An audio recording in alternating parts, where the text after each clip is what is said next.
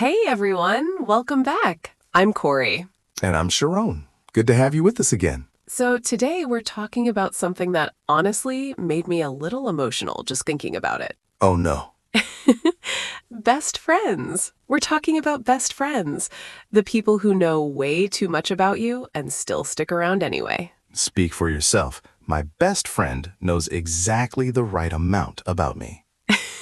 That is such a Charon thing to say. All right, let's get into it. Before we dive in, how's your week been? You look caffeinated. I am extremely caffeinated. I had 3 coffees this morning. 3. Before noon. I had a call with my friend Maya at like 7 a.m. because she's in a different time zone. She's in New York. And we just talked for 2 hours, and I completely forgot to eat breakfast. 2 hours. I know, but that's the thing with best friends, right? You pick up the phone, and suddenly it's been 2 hours, and you don't even know what you talked about, but you feel so much better. I find that both impressive and slightly alarming. 2 hours. Okay, but you've done it too. Don't even try. I have. I'm not denying it. I just wouldn't advertise it. So that kind of brings us right into today's topic, actually. Best friends. Right. And I think it's actually a more interesting topic than people give it credit for. We talk a lot about romantic relationships in films and music everywhere, but friendship, real deep friendship, it's almost underrated. Yes, exactly. Okay, let's start. Tell me about your best friend. All right, his name is David. We met at university, first week actually. We were both in the wrong lecture hall. No way. Completely the wrong room. We were both sitting there for about 15 minutes before someone came in and said, very politely, "I think you're in the wrong place." And we both looked at each other like absolute idiots and walked out together. That is the most Charon origin story I've ever heard. I prefer to think of it as serendipitous incompetence. Serendipitous incompetence. Okay, I love that. And then what? We went for coffee, talked for 3 hours. He was studying history, same as me, and we had nearly identical opinions about almost everything, which was both comfortable and, in hindsight, probably not great for intellectual growth. How long have you known him now? 11 years, give or take. 11 years. That's a long time. It is. He's seen me through some fairly catastrophic periods of my life and is still inexplicably willing to answer the phone when I call. That's what it's about, though. It is. Your turn. Tell me about Maya. Okay, so Maya and we met in high school, junior year, and it was not a cute story at all. We actually kind of hated each other at first. Oh, interesting. Yeah, we were on the same group project for history class, actually, and we completely disagreed on how to do it. Like, I wanted to do something creative, she wanted to do something very structured and organized. I'm already on Maya's side. Of course you are. But here's the thing, we ended up combining both approaches and got the best grade in the class. And then afterward, she said, and I remember this so clearly, she said, "Okay, I think you might be smarter than I thought." High praise. I know, but for Maya, that is genuinely high praise. She is not someone who says things she doesn't mean. And I think that's why I trusted her immediately. Like, there was no fake niceness, just real. That's actually a good quality to find in a person. It's the best quality. And then we never stopped talking after that. So we've both known our best friends for roughly a decade. Which I think says something, right? Like, there's a certain durability to it. It's not just that we get along, it's that we've been through things together and we're still here. Precisely. There's a difference between someone you enjoy spending time with and someone you've actually been through something with. Okay, so that's what I want to get into, because I think people throw around the word best friend pretty casually sometimes. Like, what actually makes someone your best friend versus just a close friend? Is there a real difference? I think there is, yes. And it's actually quite hard to define. But if I had to, I'd say it's the absence of performance. What do you mean? With most people, even people you like, there's a version of yourself that you present. You're slightly more polished. You choose your words more carefully. You edit yourself. With David, I don't do that. I'll say something half-formed, something I'm not even sure I believe yet, and he'll just engage with it. No judgment. No, that doesn't make sense.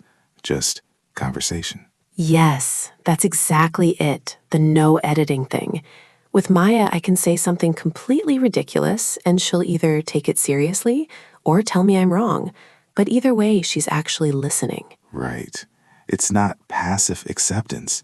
It's active engagement without judgment. I think for me, there's also something about they know your bad parts, not just your struggles, but your actual flaws, and they still choose you. That is, I think, the crux of it. Maya knows I can be really avoidant when things get hard. Like I go quiet, I don't respond to messages, I disappear for a bit. And I know it's not great. That's a kind of love, really. Just waiting. Yeah. Yeah, it is. David does something similar. When I'm going through something difficult, I tend to get very logistical. I make lists, I problem solve. I don't talk about how I feel until I've already dealt with it. And he figured that out within the first year of knowing me. And never pushed. Just available. Always available, but never pushy. Do you think that's something you learn about a person over time, or do you feel it from the beginning? I think you feel a potential for it, and then it grows. The early version of a friendship doesn't have that depth. You're still figuring each other out. But there are signs. There's a quality of attention that certain people have. You can feel when someone is really listening versus just waiting for their turn to speak. Oh, that's so true. I can tell immediately. Within the first 10 minutes of meeting someone, I can usually sense it. Are you actually listening to me, or are you just waiting? And when you find someone who's genuinely listening, who remembers what you said 6 months ago and brings it up now, that's rare. Maya remembers everything. I imagine. She'll be like, remember in 2019 when you said you wanted to try pottery? And I'm like, how do you remember that? That is slightly terrifying. It's completely terrifying, but also the most loved I've ever felt in a weird way, because it means she was actually there, actually listening, actually keeping track of me. Okay, can we talk about the weird things? Like the specific, completely bizarre habits that exist only in that one friendship. Go on. So Maya and I, we have this thing where whenever one of us is going through something really stressful, we watch the same movie. It's been the same movie since high school. It's not even a particularly good movie. It's a comfort movie. And we'll just get on a call, press play at the same time, and watch it together without really talking, just existing in the same space. Which movie? I'm not gonna say because then everyone will judge us. Fair enough. What about you and David? What's your weird thing? We have a tradition. Every year, without fail, on the anniversary of the day we met, which was in October, we go somewhere we've never been before. Doesn't have to be far. Sometimes it's another city. Sometimes it's just a part of London we'd never bothered to explore, and we spend the whole day there. That is actually really lovely. It started as a joke. He said something like, we should mark the occasion. And I said, fine, but we have to go somewhere new. And then we just kept doing it. 11 years running. Have you ever missed a year? Once. I was in Japan and he was in the States for work. We did a video call instead. It felt wrong, honestly, like breaking a ritual. It is a ritual. That's exactly what it is. And rituals are so important in friendships. They are. They create a kind of anchor, a recurring proof that the friendship is still there, still active. Yes, and I think when you're adults and everyone's busy and life gets complicated, those rituals matter even more. Because otherwise time just slips. Months go by and you haven't talked and you didn't mean for that to happen. Absolutely. The intentionality matters more than people admit. Maya and I also have this thing where we send each other voice notes instead of texts when we have something important to say. Because she says, and I completely agree, that texts lose too much. Tone, emotion, all of it. That's actually quite smart. She's smart, I told you. I don't doubt it, given that she started on your bad side and still ended up as your best friend. That requires considerable intelligence. Is that a compliment to her or an insult to me? Little of both. Actually, yes. When I was 26, this was after a pretty significant professional failure. I'd been working on something for a long time that didn't work out, and I was not in a great place. Not sleeping, not talking to anyone about it. And David just appeared. He didn't call. He showed up at my flat one evening with food and very bad taste in films, and he stayed for about 4 hours. He didn't make me talk about it. He just was there.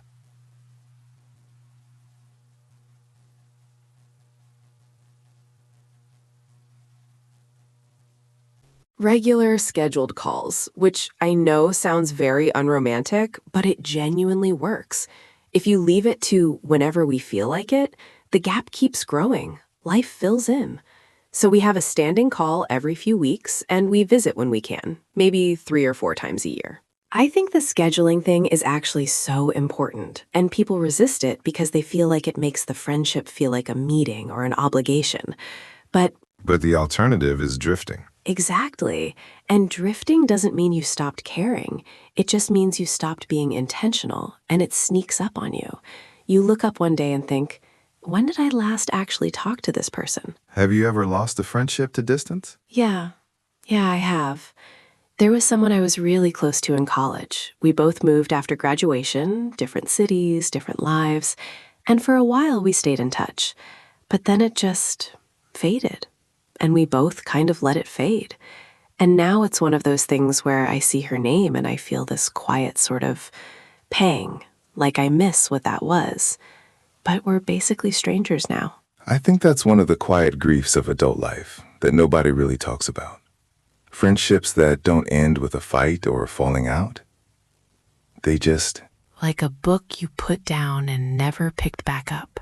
That's a good way to put it.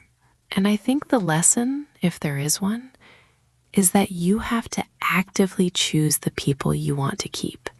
Because life isn't going to make it easy. Geography, time zones, kids, careers, everything is working against you. So you have to decide, this person matters, and I'm going to act like it. Precisely.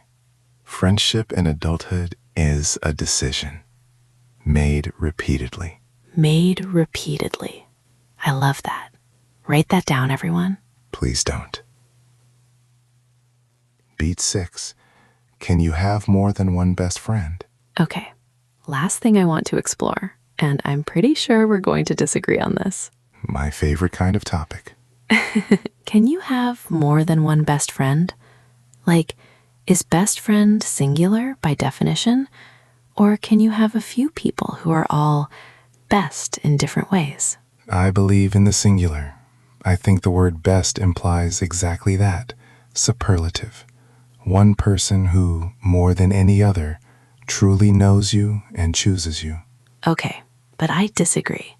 Because I think different people hold different parts of you. Maya knows me emotionally better than anyone. But I have another friend, my friend Ren, who I talk to about creative things and ambition and work in a way I just don't with Maya. And both of those relationships feel irreplaceable. But would you call Ren your best friend? I'd call them both my best friends. Then I'd argue you're using the word differently than I am. Maybe, but does the word actually matter? No, I suppose it doesn't. What matters is the relationship itself. Exactly. And I think, honestly, the older I get, the less I want to rank my people. I just want to be grateful I have them. That's fair. I think there's something in what you said about different people holding different parts of you. David holds a version of me that nobody else has ever seen. Whether that makes him best in some absolute sense, perhaps the category is too small for the reality. The category is too small for the reality. Charon. That's beautiful. Don't make it weird. I'm going to write that down. Please don't. Too late. That's the title of my next journal entry. Okay, I feel like we could talk about this for hours. We very nearly have. Worth it, though. What's your one takeaway from today, if you had to give just one? Show up. In whatever form that takes. A call, a visit, a message that says I'm thinking of you. Don't wait for the right moment because there isn't one. Just act. I love that. Mine is tell your people you love them. Not in a big dramatic way necessarily. Just let them know they matter. Because I think sometimes we assume people know, but saying it out loud still means something.